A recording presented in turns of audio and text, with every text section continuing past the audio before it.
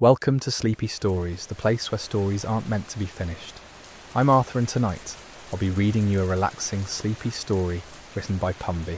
Picture this: a cottage tucked away from the world, rain drumming gently on the roof, and nothing but comfort surrounding you. Let your breathing slow, your shoulders drop, and settle into this moment. We're going somewhere warm, somewhere safe, somewhere utterly peaceful. The first drops arrive just after dawn, not the violent kind that announces storms, but the soft variety that whispers against window panes. You're already awake, but only barely, cocooned beneath a patchwork quilt your grandmother made decades ago. Each square tells a story, stitched in faded florals and worn gingham. The weight of it anchors you to the bed, warm and secure. Outside, the garden is transforming. What was crisp and bright yesterday now glistens under a silver veil. The lavender bushes bow their heads. Raindrops cling to spider webs strung between fence posts, turning them into delicate necklaces of glass beads. Everything softens in this light. You stretch slowly, feeling the cool air on your face while the rest of you stays bundled. There's no rush today, no demands waiting beyond these walls. The cottage seems to know this too. Its old wooden beams settle with quiet creaks, like sighs of contentment. Your feet find the floor, and the chill sends a pleasant shiver up your spine. Woolen socks wait nearby, hand-knitted in cream, with tiny cable patterns running up the sides. Slipping them on feels like a small kindness you're giving yourself. The floorboards are smooth beneath your steps, worn down by generations of morning routines just like this one. Downstairs, the kitchen waits in gentle shadow. You don't turn on the overhead light. Instead, you light a candle, its flame casting dancing shapes across copper pots hanging on the wall. The window above the sink frames the garden like a living painting. Rain streams down the glass in wandering rivulets, distorting the roses into watercolour blooms. The kettle is old, the kind that whistles when it's ready. You fill it at the sink, listening to water rush against metal. Setting it on the stove, you turn the dial and watch the blue flames spring to life underneath. While it heats, you gather what you need: a ceramic teapot with hand-painted forget-me-nots, a cup with a chip on the rim that somehow makes it more beloved, a small jar of honey from the local beekeeper. From the cupboard, you select chamomile and lavender. The dried flowers tumble into the pot, releasing their scent even before the water touches them. When the kettle finally sings, you pour slowly, watching steam rise in delicate spirals. The herbs swirl and dance, their colours bleeding into the water like sunset into clouds. While the tea steeps, you prepare a small breakfast, nothing elaborate. Thick-cut bread from the bakery 2 villages over, the kind with seeds scattered through the crust. You toast it slowly, smelling that perfect moment when it shifts from soft to golden. Butter melts into its surface, pooling in tiny craters. A spoonful of strawberry preserves follows, deep red and jewel-like. Carrying everything to the living room feels ceremonial somehow. The tray holds your teapot, cup, plate, and a cloth napkin you ironed last Sunday, while listening to the radio. You've done this 100 times, but today it matters differently. Today you're not rushing through it to get somewhere else. The living room embraces you. Your favourite armchair sits angled toward the window, positioned perfectly to watch both the rain and the fireplace. Though summer rain doesn't demand a fire, you've laid one anyway. Just a small gathering of logs and kindling. The match catches easily, and soon flames are murmuring their ancient language. You sink into the chair's worn cushions. They know your shape by now, holding you exactly right. The side table receives your breakfast. Steam from your tea mingles with wood smoke, creating a scent that belongs entirely to moments like these. Rain intensifies outside, shifting from gentle tapping to a fuller rhythm. It sounds like applause, like 1,000 tiny hands celebrating the simple fact of water returning to earth. The garden drinks it gratefully. You can almost see the plants lifting their leaves, opening themselves to this gift. Your books wait on the shelf across the room. Spines in faded cloth, pages yellowed at the edges, stories you've visited before, and will visit again. But something about rainy days makes you crave the familiar. You don't want surprise or shock. You want the literary equivalent of this chair: comfortable, known, reliable. Rising briefly, you select a collection of poetry, not the complex modernist kind that demands analysis, but simple verses about seasons and gardens and quiet observations, the kind that feels like conversation with a thoughtful friend. Back in your chair, you let the book fall open where it wants. The first sip of tea is perfect. Not too hot anymore, sweetened just enough by honey. It tastes like flowers and summer and patience. Outside, a bird darts past the window, seeking shelter in the hedge. You watch its small shape disappear into green darkness. You read a poem about rain, then one about bread, another about evening light. Between each one you pause and look out the window, letting the words settle. The poet understood this, you think. This feeling of being held by small ordinary things. The morning unfolds without urgency. Minutes blend together, uncounted and unmeasured. Your tea grows cooler but somehow tastes better that way. The toast disappears slowly, one contemplative bite at a time. The fire crackles its approval. This is what you've been craving without knowing it. Not escape exactly, but a return. A coming home to a pace that matches your actual heartbeat, instead of the frantic tempo the world usually demands. Here in this chair, with rain and tea and poetry, you remember what it feels like to simply be, and there's so much day left still. Welcome to Sleepy Stories, the place where stories aren't meant to be finished. I'm Arthur, and tonight I'll be reading you a relaxing, sleepy story written by Pumby. We continue our gentle journey through a rainy summer morning, where time moves slowly and the world outside fades into soft focus. Let yourself sink deeper into comfort as we return to this peaceful refuge. The fire has found its rhythm now, no longer the eager crackling of new flames, but something steadier, more like breathing than burning. You watch the logs settle into themselves, their edges glowing orange, then white, then orange again. Heat radiates outward in soft waves you can almost see if you blur your vision just right. Your teacup needs refilling. The pot sits within reach, still warm beneath its cosy. Lifting it feels effortless, automatic. The stream of amber liquid catching light from both window and fire. You've perfected this pour over years. No drips, no spills, just tea finding its proper place. The second cup always tastes different from the first. Less about thirst now, more about ritual, about maintaining this spell you've woven around yourself. The honey jar sits beside you.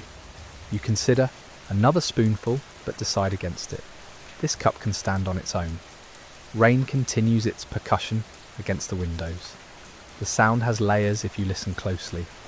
The initial strike of drops against glass, the slide downward, the gathering in the gutter overhead, that deeper note. Together they create something almost musical. Not quite melody, but not randomness either. Somewhere between.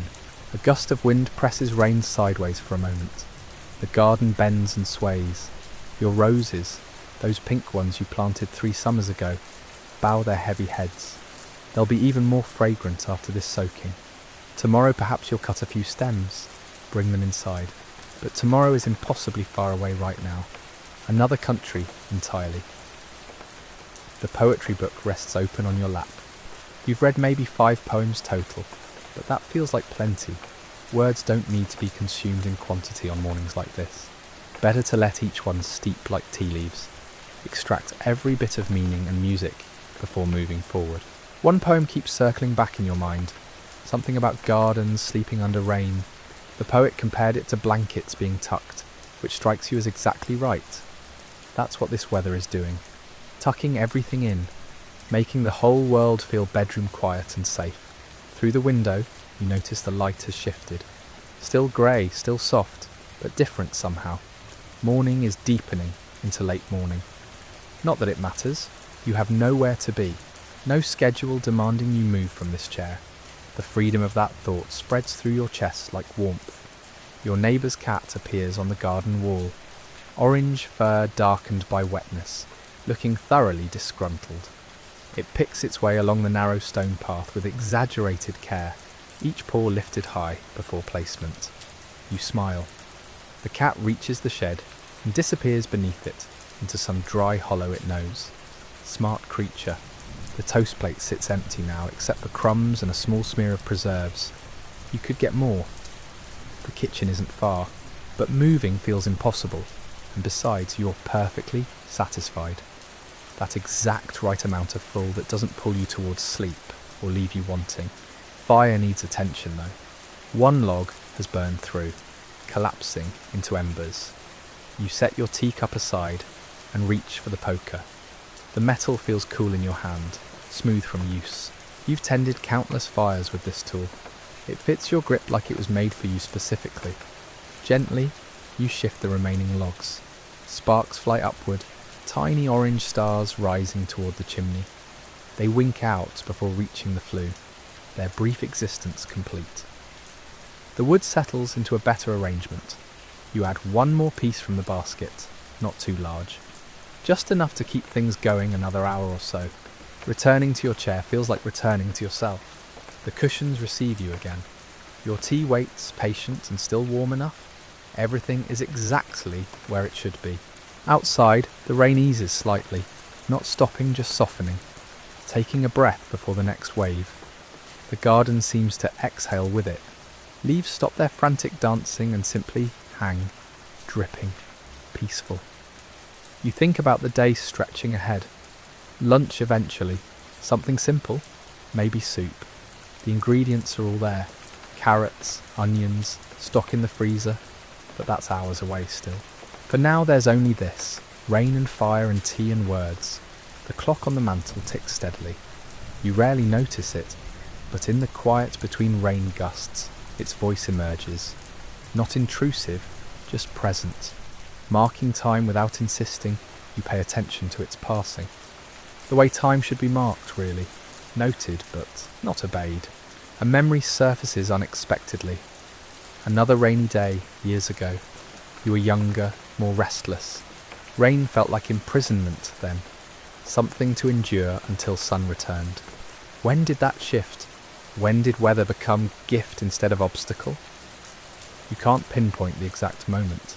It happened gradually, the way most important changes do. Your mother used to say rainy days were for inside work, mending, organising, tasks postponed during fair weather. She would have spent this morning productively, efficiently, but you've chosen differently, and there's no guilt in it. Just the quiet satisfaction of knowing yourself well enough to give yourself what you actually need. The book slides from your lap onto the side table. Your hands feel empty without it, so you wrap them around your teacup instead. The ceramic has cooled to match the temperature of the tea, everything finding equilibrium. Welcome to Sleepy Stories, the place where stories aren't meant to be finished. I'm Arthur, and tonight I'll be reading you a relaxing, sleepy story written by Pumby. We continue our rainy afternoon in a cottage warmed by firelight, where time moves slowly and the world outside feels wonderfully distant. Let yourself settle deeper into comfort as we return to this peaceful sanctuary. You finish the last of your tea. The final sip tastes different, more concentrated, leaves settled at the bottom releasing their essence fully. Setting the cup down produces a gentle clink against the saucer. Such a small sound, yet it feels significant somehow. The completion of something. Your eyes drift to the window again. The rain has found a new rhythm now, steadier than before. No longer the urgent downpour of earlier, but a committed persistence. This rain plans to stay a while. The thought brings comfort rather than disappointment. Good. Let it stay. Let the whole world stay exactly as it is. The fire crackles and you turn your attention there. Flames have taken hold of the new log, running along its edges in bright lines. The bark curls and blackens, surrendering to heat. There's something mesmerising about watching wood transform. Solid becoming gas, energy changing form. Ancient sunlight trapped in cellulose, finally released. Your shoulders drop another inch. You hadn't realised they were still carrying tension, but apparently they were. The body holds things the mind doesn't acknowledge. Now both are letting go. A gust of wind pushes against the cottage.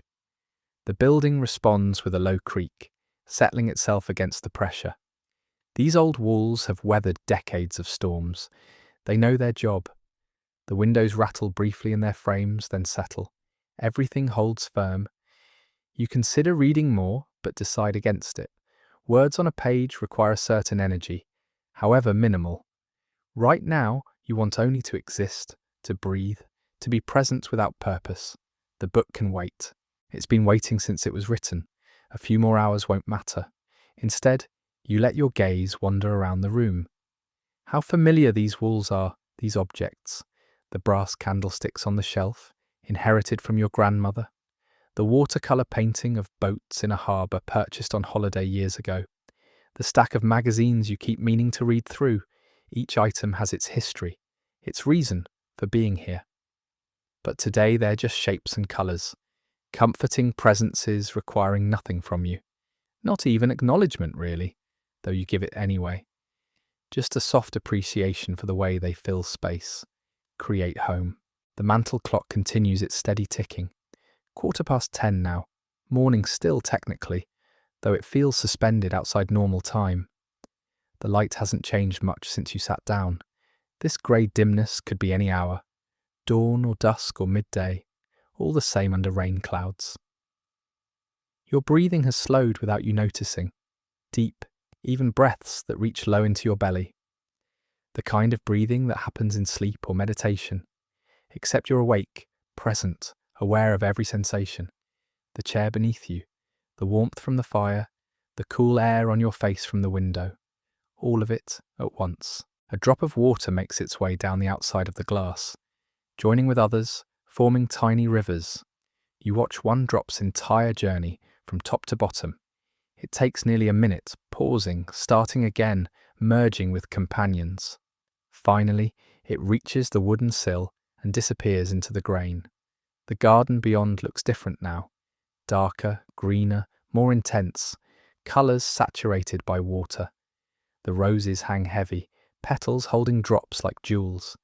They'll lose some blooms to this weather, but that's the bargain. Beauty in exchange for fragility. You shift slightly in your chair, adjusting your position. The cushion beneath you has compressed, moulded to your shape. When you stand eventually, it will hold your impression briefly before slowly expanding back to its original form. Memory foam without the foam.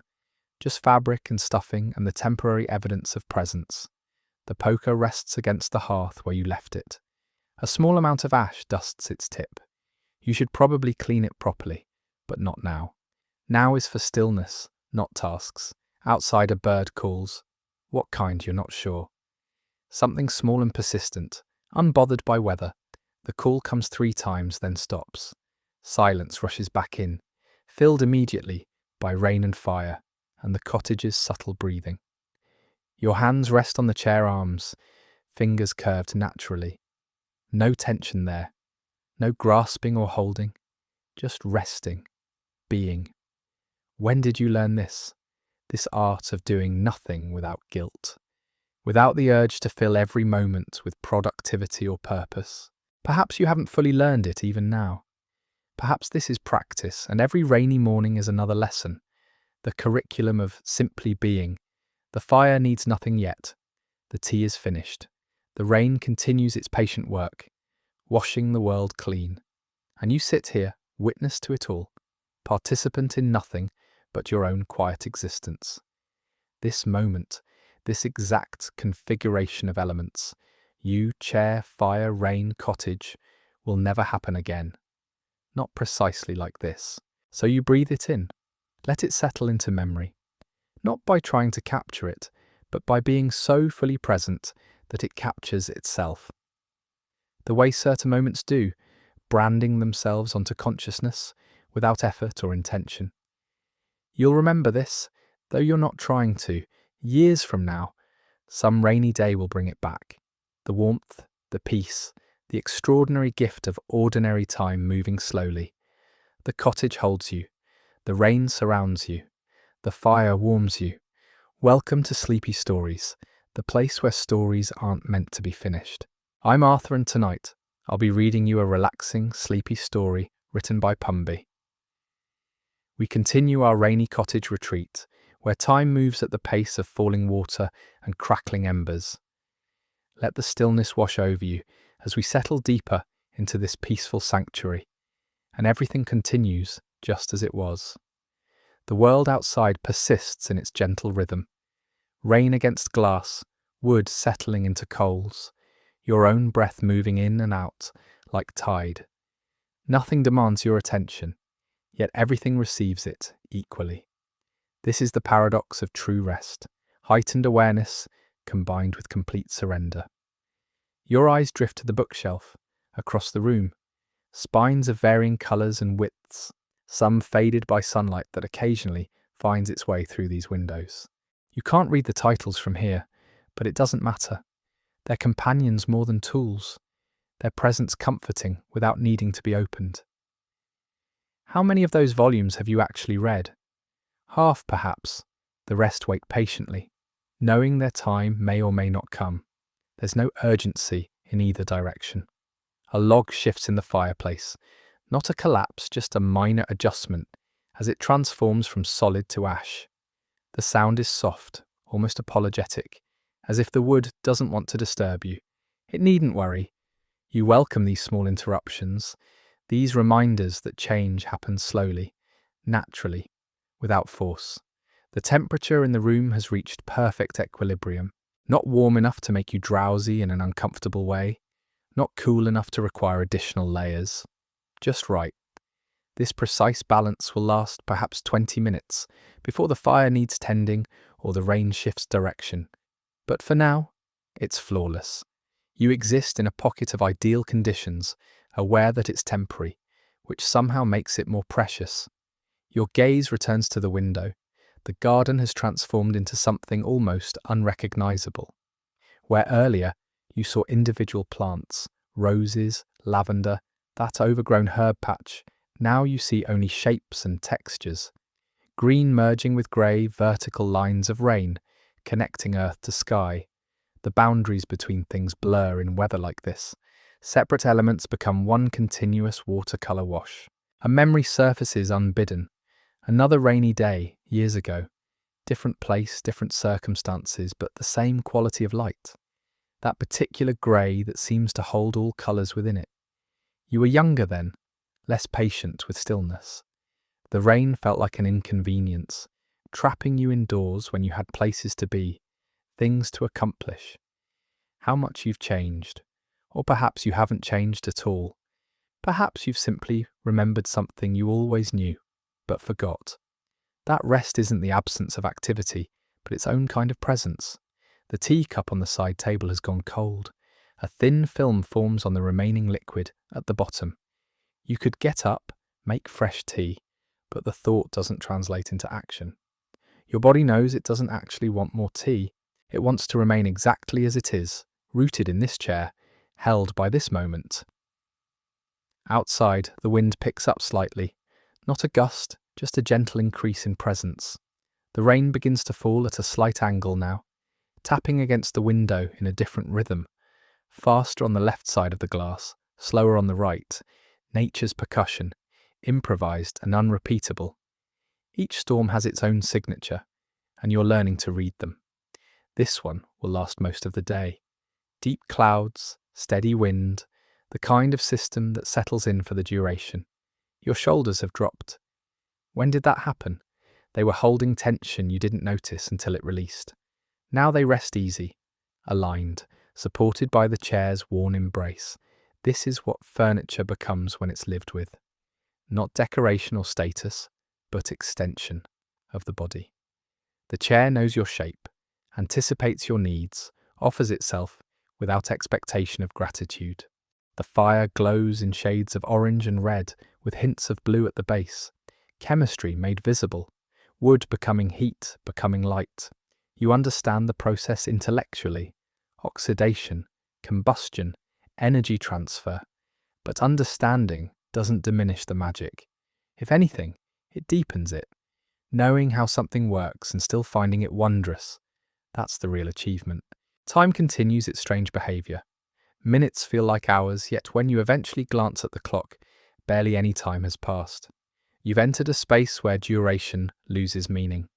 Not timelessness exactly, but time without edges, without the usual markers that divide experience into manageable segments.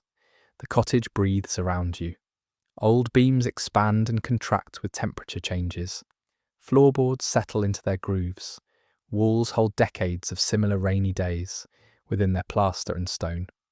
You're not the first person to sit here watching weather, and you won't be the last. This thought brings strange comfort. You're participating in a tradition of stillness, joining countless others who found refuge in these rooms. Your hands remain on the armrests, fingers slightly curved. The fabric beneath them has worn smooth in these exact spots, evidence of hands before yours, resting in the same position, finding the same peace.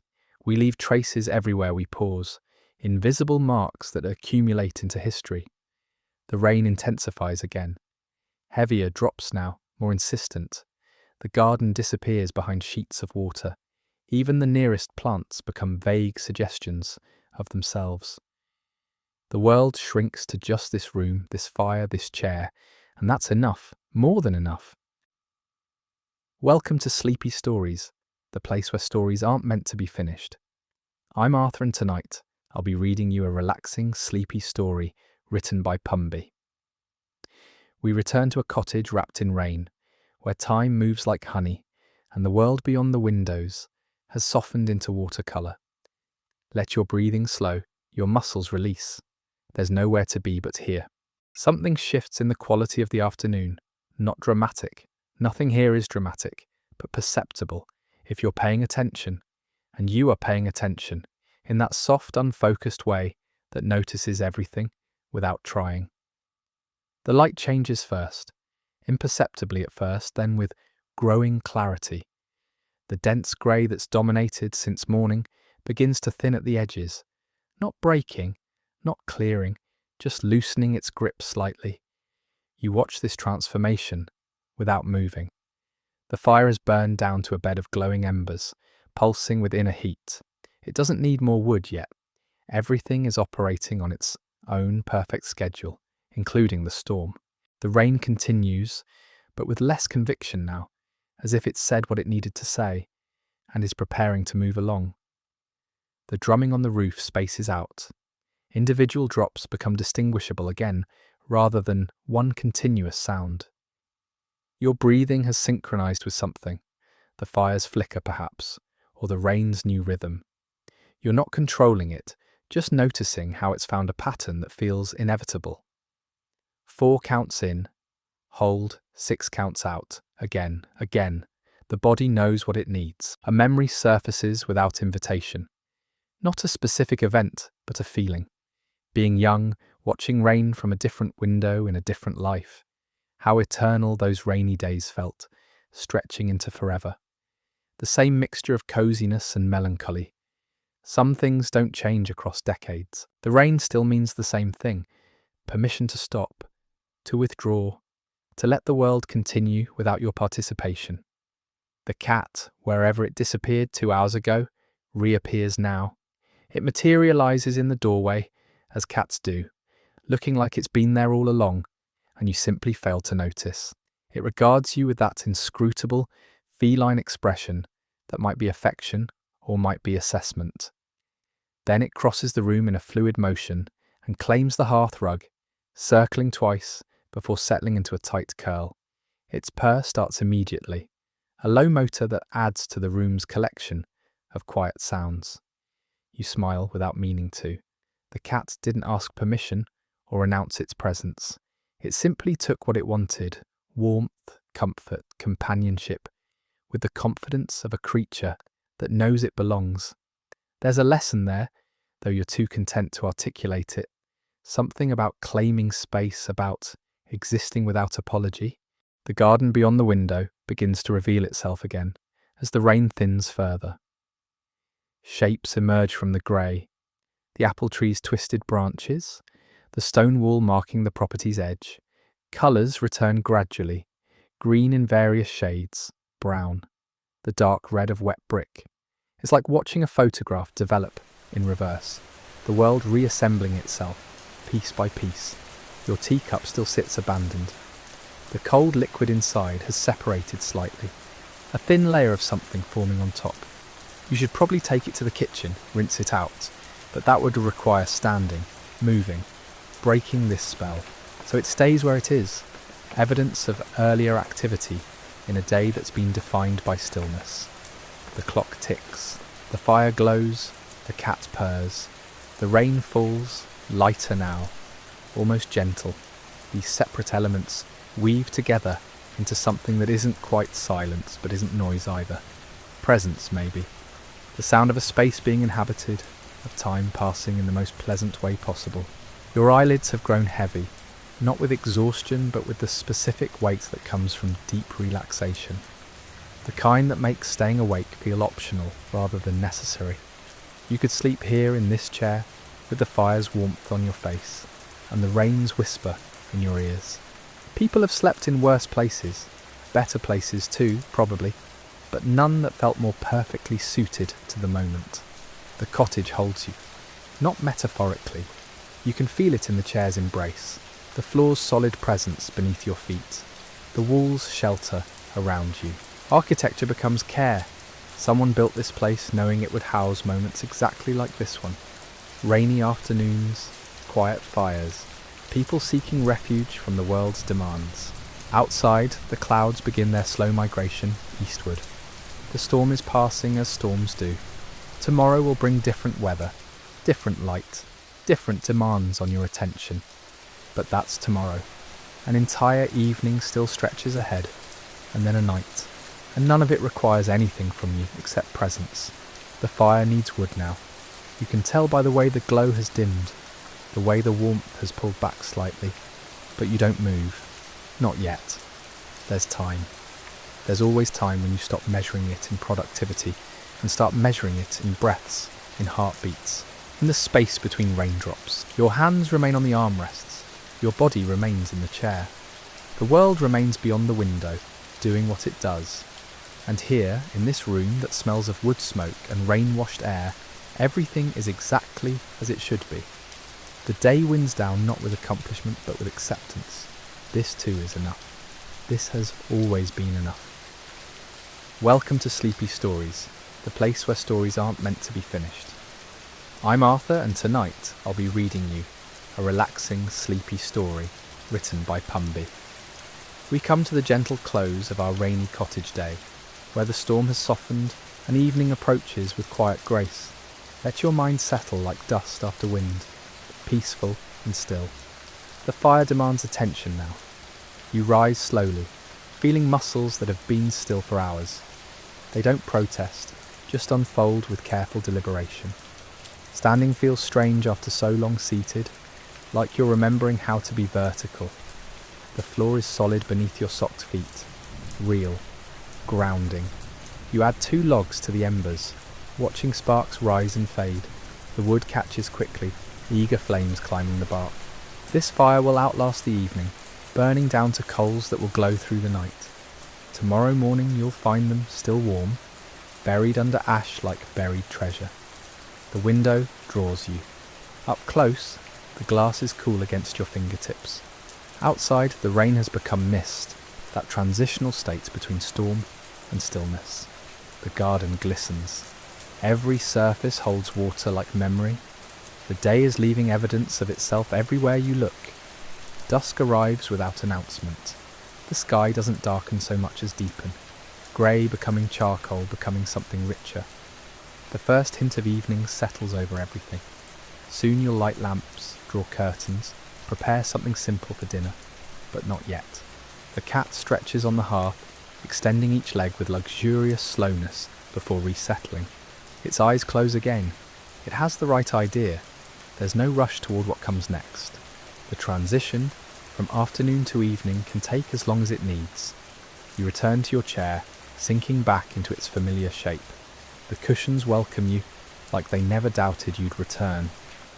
Outside, the world continues its quiet transformation. Inside, the fire crackles its approval.